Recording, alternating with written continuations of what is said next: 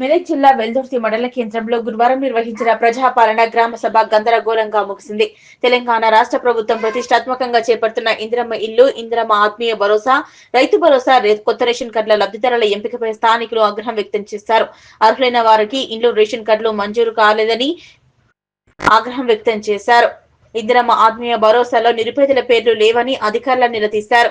అర్హులైన నిరుపేదలకు అందరికీ సంక్షేమ పథకాలు అందించాలని డిమాండ్ చేశారు. ఏమిటి కోసం వచ్చినావు ఇక్కడ?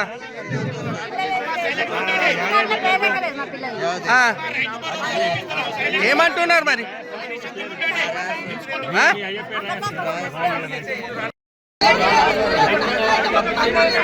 ఏంది మీ బాధ?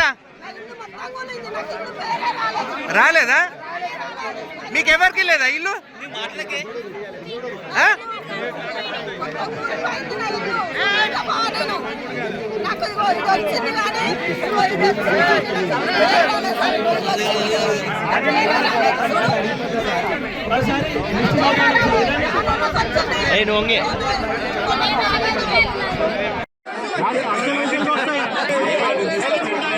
ఈరోజు గ్రామసభ ఈ కాంగ్రెస్ ప్రభుత్వంలో ఓన్లీ రాజకీయం కోసం రేపు రాబోయే సర్పంచ్ ఎలక్షన్లో వాళ్ళ అభ్యర్థులు గెలవడం కోసం ఈ యొక్క లిస్టు చదివినట్టుంది.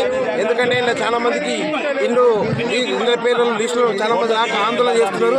వీళ్ళు ఏంటంటే వాళ్ళ రాజకీయం కోసం రేపు పొద్దున సర్పంచ్ గెలవడానికి మాత్రమే ప్రస్తుతానికి చదువుతున్నారు. మీదైతే వాళ్ళకి చాలా మందికి ఇండ్లు లేని వాళ్ళకు గుడిసెన్న వంటి వాళ్ళకైతే ఇండ్లు రాలేవు, కానీ బిల్డింగ్ కోసం పేర్లు అయితే మస్తు మంది ఉన్నాయి. కాబట్టి దీన్ని మేము ఖండిస్తున్నాం బీజేపీ తరఫున.